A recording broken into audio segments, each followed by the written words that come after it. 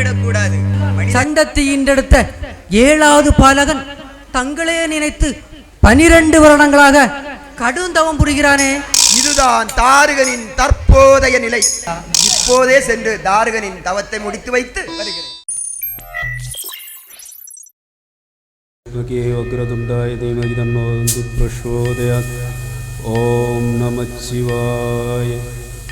ஓம் தத்புருஷாய வித்மகே மகாதேவாய தீமகி தன்னோ ருத்ர பிரசோதயாத். ஓம் நமச்சிவாய.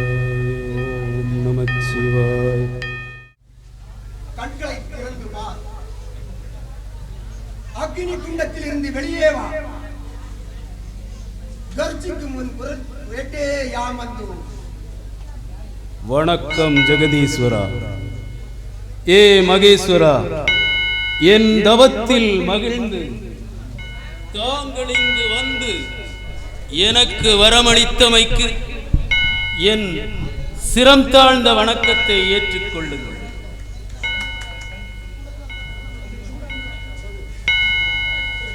தாரகா, 12 வருடமாக நீ உச்சரித்த மந்திரத்தில் நான் இருக்கும் கைலாயத்தையே அசைத்து விட்டது. உன் தவத்தால் யாம் மிக்க மகிழ்ச்சியுற்றோம். உன் ஊக்கத்திற்கு ஆக்கம் தந்து உன் தவத்தை முடித்து வைக்கவே யாம் வந்தோம். உனக்கு என்ன வேண்டும் கேள். சர்வேஸ்வரா, அனைத்து ஜீவன்களுக்கும் படியளக்கும் தாமே எனது தந்தை என்று என் மாதா சண்டத்தி கூறினாள். குருகுலத்தில் கல்வி கற்கச் சென்ற நான் அப்பன் பெயர் தெரியாதவன் என்று இகழப்பட்டேன். அந்த இழிச்சொல் என் மனதில் இரும்பை காய்ச்சி ஊற்றியது போல் புண்ணாக்கியது. ஆகையால் சர்வேஸ்வரா, எனக்கு இது போன்ற அவமானங்கள் எங்குமே வரக்கூடாது. சர்வேஸ்வரா, எனக்கு 3 உலகிலும் உள்ள எந்த சக்தியாலும் அழிவு என்பதே வரக்கூடாது. எந்த சமயத்திலும் எனக்கு அழிவு என்பதே வரக்கூடாது. சர்வேஸ்வரா, நான் தங்களின் மைந்தன் என்பதால் இறப்பு என்பதே இல்லாத பிறப்பாக இருக்க நான் ஆசைப்படுகிறேன். தாரகா, ஜனனமும் மரணமும் பிரிக்க முடியாதது. எந்த ஒரு உயிருக்கும் பிறக்கும் போதே இறப்பும் எழுதி வைக்கப்பட்டது. ஆகையால் நீ வேறு ஏதாவது கேள். அப்படி என்றால் தாங்கள் கூறியது உண்மையின் தத்துவம் என்றால் மணமுடிக்காத இளம் மங்கை அகோர முகத்தோடு ஆடை அணிகலன் ஏதுமின்றி என்னோடு நேருக்கு நேர் வந்து யுத்தம் செய்து என்னை வெல்லட்டும், வென்று என்னை கொல்லட்டும். அது போதும் இறைவா. அதுவே நடக்கும். நன்றி ஈஸ்வரா. தாரகனின் வேண்டுதலை நிறைவேற்றி தந்தமைக்கு என் வணக்கத்தை தங்கள் பொற்பாத கமலங்களுக்கு சூட்டுகிறேன்.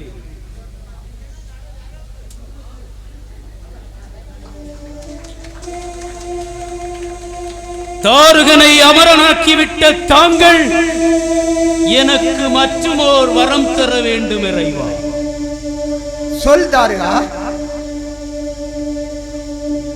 இறைவா, நான் இங்கிருந்து 7 கடலை தாண்டி அங்கிருக்கும் சிங்கமுக தீவை அடைந்து அங்கே என் சக்தியால் இரும்பால் நான் கோட்டையிட்டு ஆட்சி புரிய வேண்டும். என்னை எதிர்ப்போரை வெற்றி கொள்ள மாய சக்திகளையும் திவ்ய அஸ்திரங்களையும் இந்த அக்னி குண்டத்தின் மூலமாக நீங்கள் எனக்கு தர வேண்டும். உன் ஆசைப்படியே நடக்கும்.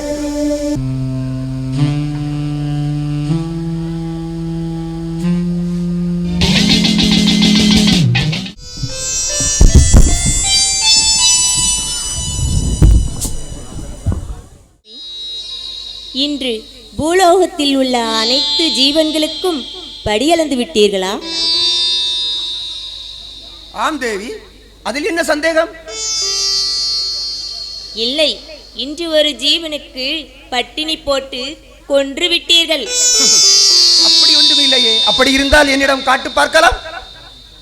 இதோ. உயிருடன் உள்ளது. சுவாமி, அடியேன் அறிந்தும் அறியாமலும் செய்த தவறுகளை பொறுத்தருள வேண்டும். தேவி, இதை நான் பொறுத்துக் கொள்கிறேன். ஆனால் இது போன்ற சந்தேகங்கள் உனக்கு வரக்கூடாது. சந்தேக கோடு அதுவே சந்தோஷ கேடு.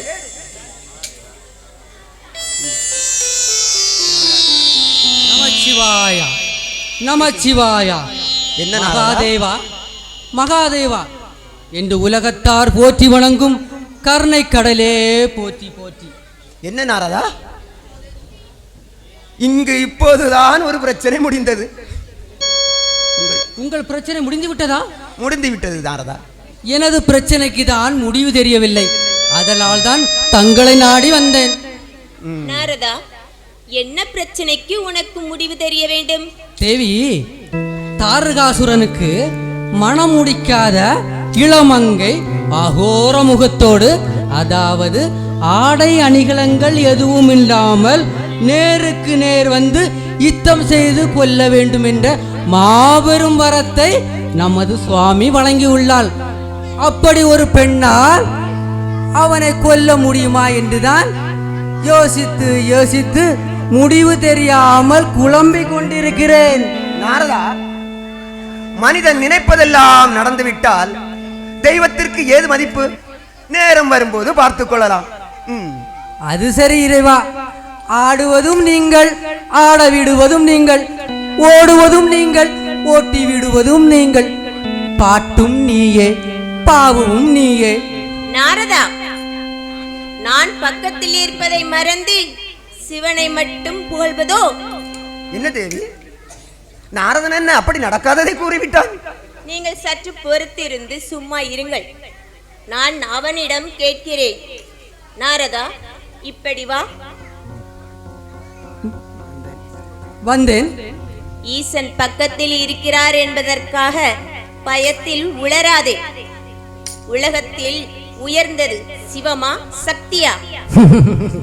தங்களுக்கு தெரியாததா? நான் சொல்லிதான் தெரிய வேண்டுமா?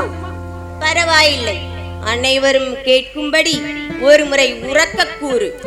தேவி, என் அறிவுக்கு எட்டியவரை உலகிலேயே உயர்ந்தது சிவம், பின் சக்தி. நாரதா, தேவி, பூலோகத்தில் எல்லோரும் சிவன் சக்தி தான் என்று கூறுகிறார்கள். அவர சக்தி சிவன் என்றா கூறுகிறார்கள். இதிலிருந்து தெரியவில்லையா? எந்த உடலில் சக்தி உள்ளதோ அதில்தான் ஜீவனுக்கே மதிப்பு. சக்தியற்ற படுத்த படுக்கையாக எவன் ஒருவன் இருக்கும் பொழுது அந்த ஜீவனுக்கு மதிப்பில்லை. அவனை உற்றாரும் அவன் கூட இந்த பாலாய் போன சிவன் போய் தொலைய மாட்டேங்குதே என்று புலம்பி திட்டி தீர்க்கிறார்கள். நானே உடலில் இல்லாத போது இந்த சிவத்துக்கு மதிப்பேது? தேவி, நீங்கள் வெறும் உடலை பற்றி மட்டுமே கூறுகிறீர்கள். இந்த உலகில் உள்ள அனைத்து ஜீவன்களுக்கும் படியளந்து வருவது இந்த சிவன் தானே. எந்த பூலோகத்துக்கு படியளக்கிறாரோ அந்த பூலோகத்தில் ஏதோ ஒரு முனிவர் இட்ட சாபத்தினால் இன்று வரை சிவனுக்கு உருவமே இல்லை. லிங்க வடிவமாகவோ, ஜோதி வடிவமாகவோ, ஆவி வடிவமாகவோ தான் கோயில்களில் வீற்றிருக்கிறார். தேவி, நீங்கள் எந்த கண்ணோட்டத்தில் பார்த்தாலும் சிவனுக்கு பின் தான் சக்தி. சிவனண்டி ஒரு அணுவும் அசையாது. நாரதா, எல்லோருக்கும் புரியும்படியாக நன்றாக கூறு. தேவி, எனது வலது கண்டான் சூரியன், இடது கண்டான் சந்திரன். நான் ஒரு கணம் கண்ணை மூடினால் கூட இந்த உலகமே இருண்டு போய்விடும். ஓஹோ, அப்படியா?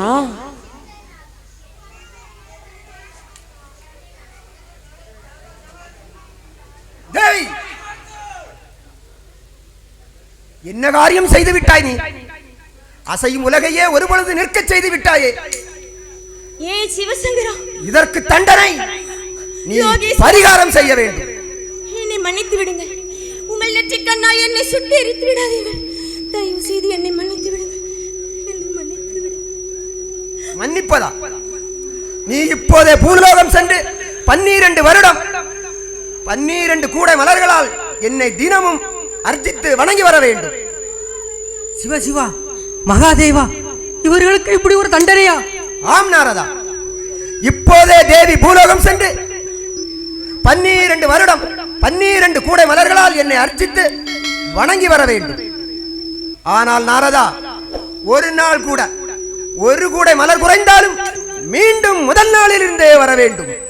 செல் தேவி.